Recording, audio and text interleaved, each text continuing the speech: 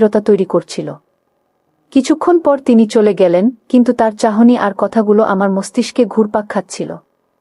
মনে হচ্ছিল যেন তিনি আমাকে শুধু একজন শ্রমিক হিসেবে দেখছেন না, অন্য কোনো দৃষ্টিতে দেখছেন। এই অনুভূতিটা আমার কাছে একেবারেই নতুন ছিল। সেই দিন থেকেই রাইসুল মজুমদারের আনাগোনা ইটকলায় বেড়ে গেল। তিনি প্রায়ই আমার কাজের আশেপাশে ঘুরঘুর করতেন, মাঝে মাঝে দু একটা কথা বলার চেষ্টা করতেন। তার কথা বলার ধরনটা কেমন যেন ইঙ্গিতপূর্ণ ছিল। কখনো বলতেন, জমিলা, এই কাদা আর রোদে কাজ করে তোমার কোমল ত্বক নষ্ট হয়ে যাবে। আবার কখনো বলতেন, তোমার মতো সুন্দরী মেয়েদের এই ধরনের কঠোর কাজ মানায় না। তার এই কথাগুলো শুনে আমার মনটা কুঁকড়ে যেত। আমি চেষ্টা করতাম তাকে এড়িয়ে চলতে, তার কথার উত্তর দিতে চাইতাম না। কিন্তু তিনি যেন ছায়ার মতো আমার পিছু লেগে থাকতেন। সিদ্দিক মিয়া অবশ্য এসবের কিছুই বুঝতে পারছিল না। সে নিজের কাজে এতই মগ্ন থাকত যে আশেপাশে কি ঘটছে তা খেয়াল করার সময় পেত না। আমি তাকে কিছু বলতেও দ্বিধা বোধ করছিলাম। কারণ যদি বলি তাহলে সে হয়তো দুশ্চিন্তায় পড়ে যাবে। আর যদি কিছু ভুল বোঝে তাহলে হয়তো সমস্যা আরও বেড়ে যাবে। তাই আমি সিদ্ধান্ত নিলাম, নিজেকেই এই পরিস্থিতি সামলাতে হবে। রাইসুল মজুমদারের উদ্দেশ্য বোঝার চেষ্টা করতে লাগলাম এবং একই সাথে নিজেকে সাবধানে রাখতে শুরু করলাম। একদিন দুপুরের খাবার খেতে বসেছি, এমন সময় রাইসুল মজুমদার আমার কাছে এসে বসলেন। সিদ্দিক মিয়া তখন দূরে ছিল। তিনি আমার দিকে এক টুকরো মিষ্টি এগিয়ে দিয়ে বললেন, জমিলা, নাও, এটা খাও। তোমার জন্য নিয়ে এসেছি। আমি অবাক হয়ে তার দিকে তাকালাম। আমি মিষ্টি নিতে চাইলাম না, কিন্তু তিনি অনেকটা জোর করেই আমার হাতে মিষ্টিটা গুজে দিলেন। বললেন, লজ্জা পাচ্ছ কেন? আমি তো তোমার মালিক, তোমার দেখভাল করার দায়িত্ব আমারও। তার এই অতি যত্ন আমাকে আরও সন্দিহান করে তুলল। মনে হচ্ছিল তার এই মিষ্টি কথার আড়ালে অন্য কোনো উদ্দেশ্য লুকিয়ে আছে। তার এই ধরনের আচরণে আমি ক্রমশ অস্বস্তি বোধ করতে লাগলাম। রাতে ঘুমানোর সময়ও আমার মনে এক অজানা ভয় কাজ করত। আমি ভাবতে লাগলাম, রাইসুল মজুমদার আসলে কি চান? তিনি কি সত্যিই শুধু আমাকে সাহায্য করতে চান, নাকি তার উদ্দেশ্য ভিন্ন? তার কথায়, চাহনিতে আর আচরণে কেমন যেন একটা লোলুপতা দেখতে পাচ্ছিলাম। এই অনুভূতিটা আমার মনকে ভারী করে তুলছিল। আমি বুঝতে পারছিলাম আমাকে সতর্ক থাকতে হবে, কারণ এই পরিস্থিতি যে কোনো মুহূর্তে খারাপ দিকে মোড় নিতে পারে। কয়েকদিন পর রাইসুল মজুমদার আমাকে সরাসরি তার সাথে কথা বলার জন্য ডাকলেন। তিনি বললেন, জমিলা, তোমার সাথে আমার কিছু জরুরি কথা আছে। তুমি কি আমার অফিসে আসতে পারবে? আমি একটু ভয়ে ভয়ে জিজ্ঞেস করলাম, কিসের কথা মালিক? তিনি হেসে বললেন, আরে বাবা, কাজের কথা। এসো না, তোমার জন্য একটা সুযোগের ব্যবস্থা করতে চাই। তার এই সুযোগের কথায় আমি আরও সন্দিহান হয়ে উঠলাম। আমার মনে হলো এটা হয়তো আমার জন্য কোনো ফাঁদ। আমি তার অফিসে গেলাম, কিন্তু আমার মনটা ছিল আশঙ্কায় পূর্ণ। অফিসে ঢুকে দেখলাম তিনি একাই বসে আছেন। তিনি আমাকে বসতে বললেন। তার চোখে কেমন যেন একটা কুটিল হাসি খেলা করছিল। তিনি বললেন, জমিলা, তুমি সত্যিই খুব সুন্দরী। তোমার মতো একজন নারীকে এই কঠোর পরিশ্রম করতে দেখলে আমার কষ্ট হয়। আমি চাই তুমি আরও ভালো জীবন পাও। তার এই কথাগুলো শুনে আমি ভেতরে ভেতরে শিউরে উঠলাম। তার কথার সুরটা আমার কাছে খুব একটা ভালো লাগল না। তারপর তিনি সরাসরি তার আসল উদ্দেশ্য প্রকাশ করলেন। তিনি বললেন, জমিলা, আমি তোমাকে খুব আপন করে পেতে চাই। তুমি আমার সাথে সময় দিলে আমি তোমার আর তোমার স্বামীর সব দায়িত্ব নেব। তোমাদের আর কষ্ট করতে হবে না। তোমার যা প্রয়োজন আমি তাই দেব। তার এই কথাগুলো বজ্রপাতের মতো আমার কানে বাজল। আমি বুঝতে পারলাম তার মতলব কত খারাপ। আমার মাথায় যেন রক্ত উঠে গেল। এই ধরনের প্রস্তাব শুনে আমি হতবাক হয়ে গেলাম। আমার মনে হলো আমি এই মুহূর্তে এখান থেকে পালিয়ে যাই। রাইসুল মজুমদারের কথাগুলো শুনে আমার সারা শরীর যেন অবশ হয়ে গেল। মনে হলো মাটি দুভাগ হয়ে যাক আর আমি তার ভেতরে সেধিয়ে যাই। তার লোলুপ দৃষ্টি আমার অসহায়ত্বকে আরও বাড়িয়ে দিচ্ছিল। কিন্তু আমি নিজেকে সামলে নিলাম। আমার মনে হলো এই মুহূর্তে আমাকে দুর্বল দেখালে চলবে না। একটা তীব্র ঘৃণা আর ক্ষোভ আমার ভেতর থেকে জেগে উঠল। আমি এমন কিছুর জন্য প্রস্তুত ছিলাম না। সিদ্দিক মিয়াকে কষ্ট করে দেখতে আমার বুকের ভেতরটা ছিঁড়ে যেত, কিন্তু এই ধরনের নোংরা প্রস্তাব মেনে নেওয়া আমার পক্ষে কিছুতেই সম্ভব ছিল না। আমি ধীরে সুস্থে চেয়ার ছেড়ে উঠলাম। আমার মুখ দেখে হয়তো তিনি বুঝতে পারছিলেন না আমার মনের ভেতরের ঝড়টা। আমি শান্ত অথচ দৃঢ় কণ্ঠে বললাম, মালিক, আমি গরিব হতে পারি, কিন্তু আমার আত্মসম্মান বিক্রি করার মতো অবস্থায় আসিনি। আপনার এই প্রস্তাব আমার কাছে ঘৃণ্য মনে হচ্ছে। আমি একজন বিবাহিত নারী, আমার স্বামী আছে। আপনি এই ধরনের কথা বলে শুধু আমাকে অপমান করছেন না, আমার সংসার এবং আমার নীতিবোধকেও অপমান করছেন। আমার কথার দৃঢ়তা হয়তো তাকে খানিকটা অবাক করেছিল। আমার কথা শুনে রাইসুল মজুমদারের চেহারায় একটা পরিবর্তন দেখলাম। তার লোলুপ হাসিটা মিলিয়ে গেল, তার বদলে এক ধরনের বিরক্তি আর আশ্চর্য ভাব ফুটে উঠল। তিনি হয়তো ভেবেছিলেন আমি গরিব হওয়ায় সহজেই তার প্রস্তাবে রাজি হয়ে যাব। কিন্তু আমার কথায় তিনি যেন অপ্রত্যাশিত একটা ধাক্কা খেলেন। তিনি সম্ভবত এমন একটা প্রতিরোধের জন্য প্রস্তুত ছিলেন না। আমি তাকে আর একটিও কথা বলার সুযোগ না দিয়ে অফিস থেকে বেরিয়ে এলাম। অফিস থেকে বেরিয়ে আসার পর আমার পা যেন চলছিল না। ভেতরে ভেতরে একটা চাপা কান্না আমাকে গ্রাস করছিল। নিজের উপর ঘৃণা হচ্ছিল কেন আমি তার অফিসে গিয়েছিলাম। এই ঘটনাটা আমার মনে এতটাই গভীর প্রভাব ফেলেছিল যে আমার পক্ষে স্বাভাবিক থাকাটা কঠিন হয়ে পড়ল। ইটকলায় ফিরেই সিদ্দিক মিয়ার কাছে যাওয়ার আগে আমি একটু দূরে গিয়ে একটা গাছের নিচে বসলাম। চোখে পানি এসে গিয়েছিল, কিন্তু আমি নিজেকে শক্ত করে দাঁত দিয়ে ঠোঁট কামড়ে ধরলাম।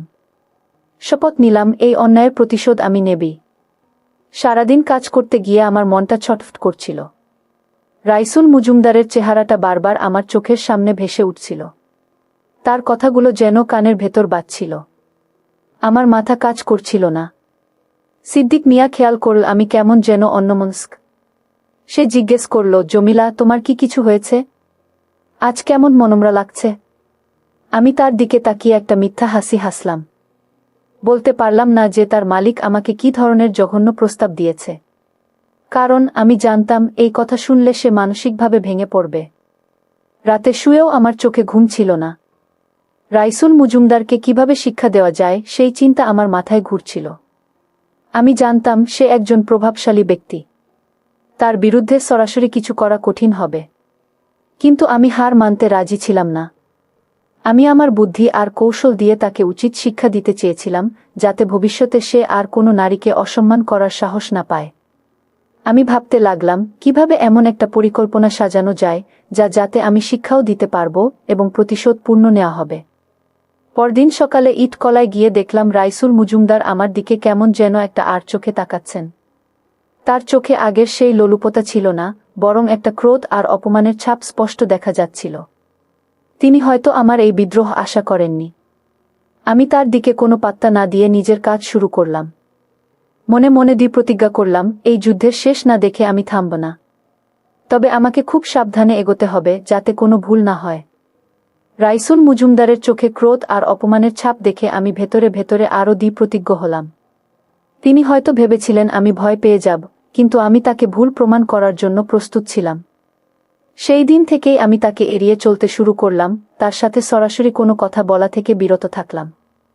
সিদ্দিক মিয়ার পাশে থেকে নিজের কাজটা মনোযোগ দিয়ে করে যাচ্ছিলাম, কিন্তু আমার মাথায় সারাক্ষণই তাকে উচিত শিক্ষা দেওয়ার পরিকল্পনা ঘুরছিল। আমি জানতাম আমাকে এমন কিছু করতে হবে যা তাকে নৈতিকভাবে আঘাত করবে, কিন্তু আমার নিজের কোনো ক্ষতি হবে না। কয়েকদিন কেটে গেল। রাইসুল মজুমদার আমার সাথে সরাসরি কথা বলার চেষ্টা করেননি, তবে তার তীক্ষ্ণ দৃষ্টি আমার উপর লেগেই থাকত। আমি তাকে সম্পূর্ণ উপেক্ষা করে যাচ্ছিলাম। এই নীরব যুদ্ধ আমার জন্য কঠিন ছিল, কিন্তু আমি জানতাম এটাই সঠিক পথ। একদিন আমি কাজ করতে গিয়ে দেখলাম রাইসুল মজুমদার ইটকলার অন্য শ্রমিকদের সাথে কথা বলছেন। তিনি বেশ বড়াই করে বলছিলেন যে তিনি চাইলে যে কোনো শ্রমিককে কাজ থেকে বের করে দিতে পারেন এবং তার সিদ্ধান্তের উপর কেউ কথা বলতে পারবে না। তার এই ধরনের অহংকারী কথাগুলো শুনে আমার মনে হলো এটাই হয়তো তাকে শিক্ষা দেওয়ার একটা সুযোগ। আমি ঠিক করলাম রাইসুল মজুমদারের অহংকার এবং ক্ষমতার অপব্যবহারকেই আমি তার বিরুদ্ধে ব্যবহার করব। তার ক্ষমতার দাপট দেখানোর প্রবণতাটাকেই আমি কাজে লাগাব। আমি আমার পরিকল্পনাটা খুব সাবধানে সাজাতে লাগলাম। প্রথমত, আমাকে প্রমাণ করতে হবে যে তিনি শুধু আমাকেই নয়, অন্য শ্রমিকদেরও অসম্মান করেন বা করার চেষ্টা করেন। এতে করে তার চরিত্রের একটা দিক সাধারণ মানুষের কাছে স্পষ্ট হবে। কিন্তু কিভাবে? এই চিন্তা আমাকে কুরে কুরে খাচ্ছিল। এরপর আমি ইটকলার অন্য নারী শ্রমিকদের সাথে কথা বলতে শুরু করলাম। প্রথমে তারা দ্বিধাগ্রস্ত ছিল, কারণ রাইসুল মজুমদারকে নিয়ে কথা বলতে তারা ভয় পাচ্ছিল। কিন্তু আমি যখন তাদের বোঝাতে লাগলাম যে চুপ করে থাকলে এ ধরনের অন্যায় চলতেই থাকবে, তখন অনেকেই তাদের অভিজ্ঞতা বলতে শুরু করল। অবাক হয়ে দেখলাম আমার মতোই আরও অনেক নারী শ্রমিক তার দ্বারা কম বেশি হয়রানির শিকার হয়েছে। কেউ সরাসরি বাজে প্রস্তাব না পেলেও তাদের সাথে এমন আচরণ করা হয়েছে যা অসম্মানজনক। তাদের সবার মনেই একটা চাপা ক্ষোভ ছিল। এই তথ্যগুলো আমাকে আরও শক্তি দিল। আমি বুঝতে পারলাম আমি একা নই। এই ইটকলার মালিকের চরিত্র যে আসলেই খারাপ তা অনেকের কাছেই স্পষ্ট। আমার মনে হলো যদি আমরা একত্রিত হতে পারি তাহলে তাকে একটা বড় শিক্ষা দেওয়া সম্ভব হবে। আমি তাদের সাহস জোগালাম, বোঝানোর চেষ্টা করলাম যে নিজেদের অধিকারের জন্য কথা বলা কতটা জরুরি। তারা যেন ভয় না পায়, কারণ আমি তাদের পাশে থাকব। এতে করে তাদের মনেও কিছুটা আত্মবিশ্বাস ফিরে এলো। আমার পরিকল্পনা অনুযায়ী একদিন আমি রাইসুল মজুমদারের সাথে এমনভাবে কথা বলার সুযোগ খুঁজলাম যখন অন্য কয়েকজন শ্রমিকও কাছাকাছি থাকবে। আমি তার কাছে গিয়ে খুব শান্তভাবে আমার মজুরি বাড়ানোর অনুরোধ করলাম। তিনি স্বাভাবিকভাবেই আমার অনুরোধ প্রত্যাখ্যান করলেন এবং বললেন, তোমার মতো একজন সামান্য শ্রমিক এত বেশি মজুরি আশা করছো কেন? তোমার কাজ তো অন্য 10 জনের মতোই। তার এই কথাগুলো তিনি একটু উঁচু গলাতেই বললেন যাতে আশেপাশের শ্রমিকরা শুনতে পায়। আমি তখন তার দিকে তাকিয়ে বললাম, মালিক, আপনি কি শুধু আমার মতো সাধারণ শ্রমিকদেরই ছোট করে দেখেন, নাকি যারা আপনার বিরুদ্ধে কথা বলার সাহস করে তাদের সবার সাথেই এমনটা করেন? আমার এই কথায় তিনি কিছুটা অপ্রস্তুত হয়ে গেলেন। তার মুখটা কেমন যেন ফ্যাকাশে হয়ে গেল। আশেপাশের শ্রমিকরাও আমাদের দিকে তাকিয়েছিল। আমি জানতাম এটাই সুযোগ তার আসল রূপটা সবার সামনে তুলে ধরার। আমার কথা শুনে রাইসুল মজুমদারের মুখটা ফ্যাকাশে হয়ে গেল। তিনি হয়তো ভাবেননি যে আমি এতটা স্পষ্টভাষী হব। আশেপাশের শ্রমিকরাও কান খাড়া করে আমাদের কথা শুনছিল। তাদের চোখে ছিল বিস্ময় আর কৌতূহল। আমি এই সুযোগটা কাজে লাগালাম। তাদের নীরব সমর্থন আমার ভেতরের সাহসটাকে আরও বাড়িয়ে দিচ্ছিল। আমি তার দিকে তাকিয়ে সরাসরি বললাম, মালিক, আপনি যখন একজন নারীকে তার সৌন্দর্যের কথা বলে তার দুর্বলতার সুযোগ নিতে চান, তখন কি আপনি মনে করেন না যে এটা শুধু সেই নারীর ব্যক্তিগত অপমান নয়, বরং আপনার নিজের চরিত্রের প্রতিফলন? আমার এই কথাগুলো যেন রাইসুল মজুমদারের গালে কষাঘাতের মতো লাগল। তিনি স্তব্ধ হয়ে গেলেন, মুখ দিয়ে কোনো কথা বের হচ্ছিল না। তার চোখে এক ধরনের ভয় আর লজ্জা ফুটে উঠল। তিনি হয়তো বুঝতেই পারছিলেন না যে আমি তার সেই গোপন প্রস্তাবের কথা সবার সামনে এভাবে তুলে ধরব। আশেপাশে দাঁড়িয়ে থাকা শ্রমিকদের মধ্যে একটা চাপা গুঞ্জন শুরু হলো। তারা একে অপরের দিকে তাকাচ্ছিল, যেন আমার কথায় তারা তাদের নিজেদের অভিজ্ঞতাগুলোর সাথে মিল খুঁজে পাচ্ছিল। আমি শান্তভাবে কিন্তু দ্বিকণ্ঠে বলতে লাগলাম, আপনারা সবাই জানেন আমাদের মতো গরিব মানুষেরা দুবেলা দুমুঠো ভাতের জন্য কতটা পরিশ্রম করি। কিন্তু কিছু মানুষ এই দারিদ্র্যের সুযোগ নিয়ে আমাদের আত্মসম্মান কেড়ে নিতে চায়। রাইসুল মজুমদার সাহেব, আপনি হয়তো ভেবেছিলেন আমি একজন নিরীহ নারী, আমাকে সহজেই নিজের অনৈতিক উদ্দেশ্যে ব্যবহার করতে পারবেন। কিন্তু জেনে রাখুন, সম্মান টাকার বিনিময়ে কেনা যায় না, আর একজন নারী তার মর্যাদা রক্ষা করতে জানে। আমার এই কথাগুলো শুনে শ্রমিকদের চোখে একটা নতুন ঝলক দেখতে পেলাম। রাইসুল মজুমদার কোনো জবাব দিতে পারছিলেন না। তার মুখটা ক্রমশ লাল হয়ে উঠছিল, সম্ভবত রাগে আর অপমানে। তিনি দ্রুত সেখান থেকে সরে গেলেন, কোনো রকম বাক্য বিনিময় না করে। শ্রমিকরা আমার দিকে তাকিয়েছিল। তাদের চোখে ছিল কৃতজ্ঞতা আর সমর্থন। অনেকে এসে আমাকে ধন্যবাদ জানাল, বলল যে আমি তাদের মনের কথাগুলোই বলেছি। এই প্রথম তারা নিজেদের অধিকার নিয়ে কথা বলার সাহস পাচ্ছিল। আমি বুঝতে পারছিলাম আমার এই ছোট পদক্ষেপটা ইটকলায় একটা বড় পরিবর্তন আনতে চলেছে। এই ঘটনার পর রাইসুল মজুমদারের আচরণে একটা স্পষ্ট পরিবর্তন এলো। তিনি আর আমার আশেপাশে আসতেন না, এমনকি আমার দিকে তাকাতেও যেন লজ্জা পেতেন। তার সেই অহংকার আর দাপট কিছুটা কমে গিয়েছিল। শ্রমিকদের মধ্যেও একটা নতুন ধরনের একতা তৈরি হয়েছিল। তারা নিজেদের মধ্যে আরও বেশি করে কথা বলতে শুরু করেছিল, নিজেদের অধিকার নিয়ে সচেতন হচ্ছিল। আমার এই কাজটা শুধু আমার একার জন্য ছিল না, এটা ছিল সব নির্যাতিত নারী শ্রমিকের জন্য একটা প্রতিবাদ। সিদ্দিক মিয়া অবশ্য তখনও এসবের কিছু জানত না। আমি তাকে এ বিষয়ে কিছু বলতে চাইনি, কারণ আমি জানতাম সে এই কথা শুনলে খুব কষ্ট পাবে এবং হয়তো মালিকের সাথে বিবাদে জড়িয়ে যাবে, যা আমাদের জন্য আরও ক্ষতির কারণ হতে পারত। আমি চেয়েছিলাম আমার পরিকল্পনাটা সম্পূর্ণ সফল হোক এবং সে কোনো ঝামেলায় না জড়াক। তবে আমার ভেতরের শান্তি আমাকে এক নতুন শক্তি দিয়েছিল। আমি বুঝতে পারছিলাম আমি সঠিক পথে এগোচ্ছি। যদিও রাইসুল মজুমদারের সরাসরি হয়রানি বন্ধ হয়েছিল, তবুও আমি জানতাম কাজটা পুরোপুরি শেষ হয়নি। তাকে কেবল সাময়িকভাবে থামানো গেছে, কিন্তু তার মতো মানসিকতার মানুষকে সম্পূর্ণভাবে শিক্ষা দিতে আরও কিছু করা প্রয়োজন। আমি ধীরে ধীরে আমার পরের ধাপের পরিকল্পনা করতে লাগলাম। এমন কিছু যা তাকে শুধু লজ্জা নয়, বরং কষ্ট দেবে এবং তাকে বাধ্য করবে তার অনৈতিক কাজ থেকে সরে আসতে। রাইসুল মজুমদারের সাময়িক পিছু হটা আমাকে আরও সাহসী করে তুলেছিল, কিন্তু আমি জানতাম এটা পর্যাপ্ত নয়। তার মতো একজন মানুষ, যে ক্ষমতার দাপট দেখিয়ে অনৈতিক কাজ করতে দ্বিধা করে না, তাকে আরও বড় একটা ধাক্কা দিতে হবে। আমার লক্ষ্য ছিল শুধু তাকে শিক্ষা দেওয়া নয়, বরং ইট কলায় এমন একটা পরিবেশ তৈরি করা যেখানে কোনো নারী শ্রমিক আর কখনো হয়রানির শিকার না হয়। আমি আমার পরিকল্পনাকে আরও এক ধাপ এগিয়ে নিয়ে যাওয়ার কথা ভাবছিলাম। আমি লক্ষ্য করলাম রাইসুল মজুমদারের অনুপস্থিতিতে ইট কলার অন্যান্য সর্দাররা বেশ খুশি। কারণ তিনি থাকলে তাদের উপর একটা বাড়তি চাপ থাকত। তারা জানত যে শ্রমিকরা মালিকের ভয়ে চুপ থাকে। কিন্তু আমি যে পদক্ষেপ নিয়েছিলাম তাতে সবার মনেই একটা পরিবর্তন এসেছিল। আমি এই সুযোগটা কাজে লাগালাম। আমি সর্দারদের সাথে ব্যক্তিগতভাবে কথা বলতে শুরু করলাম, তাদের বোঝানোর চেষ্টা করলাম যে শ্রমিকদের সাথে ভালো ব্যবহার করা হলে কাজের মান আরও ভালো হয় এবং উৎপাদনও বাড়ে। এতে করে তাদেরও লাভ হবে। আমার এই নতুন কৌশল কাজ দিয়েছিল। সর্দাররা আমার কথায় কান দিচ্ছিল। তারা দেখছিল যে আমি কেবল নিজের জন্য লড়ছি না, বরং সবার ভালোর জন্য চেষ্টা করছি। তারা আমাকে সমর্থন দিতে শুরু করল, যা আমার জন্য একটা বড় প্রাপ্তি ছিল। কারণ তাদের সমর্থন ছাড়া আমার পরবর্তী পদক্ষেপগুলো নেওয়া কঠিন হতো। তারা নিজেদের অভিজ্ঞতা থেকে রাইসুল মজুমদারের খারাপ দিকগুলো তুলে ধরছিল, যা আমার কাছে মূল্যবান তথ্য হিসেবে কাজ করছিল। এর মধ্যে আমি একটি ছোট সমস্যাও দেখতে পেলাম। রাইসুল মজুমদার যেহেতু এখন আর সরাসরি আমার কাছে আসতেন না, তাই তাকে শিক্ষা দেওয়ার জন্য আমাকে ভিন্ন পথ অবলম্বন করতে হতো। তার দুর্নীতির বিষয়গুলো সামনে আনা আমার প্রধান লক্ষ্য হয়ে দাঁড়াল। আমি জানতে পারলাম তিনি শ্রমিকদের প্রাপ্ত মজুরি থেকেও কিছু অংশ কেটে রাখতেন, যা শ্রমিকরা ভয়ে মুখ ফুটে বলতে পারত না। এই তথ্যটা আমার জন্য অত্যন্ত গুরুত্বপূর্ণ ছিল। আমি শ্রমিকদের কাছ থেকে এই তথ্যগুলো সংগ্রহ করতে শুরু করলাম, কিন্তু খুব সতর্কতার সাথে, যাতে রাইসুল মজুমদার ঘুণাক্ষরেও কিছু জানতে না পারেন। আমি তাদের বোঝাতে শুরু করলাম যে তাদের অধিকার আছে তাদের পুরো মজুরি পাওয়ার। যদি তারা সংঘবদ্ধ হয় তাহলে তাদের প্রাপ্য টাকা আদায় করা সম্ভব। প্রথম দিকে অনেকেই ভয় পাচ্ছিল, কিন্তু ধীরে ধীরে তারা আমার কথায় আস্থা রাখতে শুরু করল। একদিন আমি রাইসুল মজুমদারের কাছে গিয়ে খুব স্বাভাবিকভাবে বললাম, মালিক, আমাদের কিছু শ্রমিক তাদের মজুরি নিয়ে সমস্যা অনুভব করছে।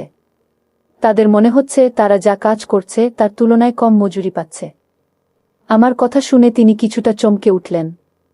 তিনি বুঝতে পারছিলেন না যে আমি কিভাবে এই তথ্যগুলো পেলাম।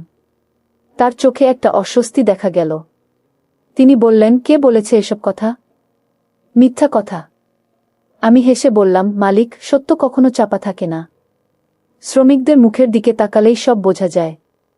আপনি যদি তাদের প্রাপ্য বুঝিয়ে দেন, তাহলে হয়তো ভবিষ্যতে এই ধরনের সমস্যা হবে না। আমার এই কথাগুলো শুনে তিনি আরও বেশি অপ্রস্তুত হয়ে গেলেন। তার অহংকার ভেঙে যাচ্ছিল। তিনি হয়তো ভাবেননি যে একজন সাধারণ নারী শ্রমিক তার সামনে এভাবে সত্য কথা বলার সাহস করবে। এই ছোট ঘটনাটা ইট কলার পরিবেশে একটা বড় পরিবর্তন নিয়ে এলো। শ্রমিকরা বুঝতে পারছিল যে তাদের পক্ষে কেউ একজন লড়ছে। মনে রাখবেন, দারিদ্র্য হয়তো আমাদের জীবনে কষ্ট নিয়ে আসে, কিন্তু তা কখনোই আমাদের আত্মসম্মান কেড়ে নিতে পারে না। সাহস করে অন্যায়ের প্রতিবাদ করলে, সঠিক পথে চললে একদিন জয় আসবেই। আমি বিশ্বাস করি, পৃথিবীর কোনো শক্তিই সত্যকে বেশিদিন আটকে রাখতে পারে না। অন্যায়ের বিরুদ্ধে রুখে দাঁড়ানোই আসল শক্তি, আর সেই শক্তিই আমাদের মতো সাধারণ মানুষের জীবনকে বদলে দিতে পারে।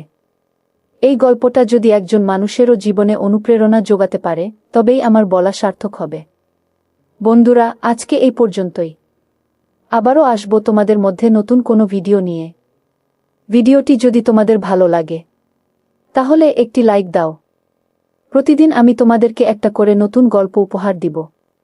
তাই তোমাদেরকে অনুরোধ করে বলছি, তোমরা যদি এই রকম ধরনের ইন্টারেস্টিং গল্প পেতে চাও, তাহলে দয়া করে আমার চ্যানেলটি সাবস্ক্রাইব করো। পরিশেষে তোমাদের সকলের সুস্বাস্থ্য কামনা করি। ভিডিওটি দেখার জন্য তোমাদের সকলকে অসংখ্য ধন্যবাদ।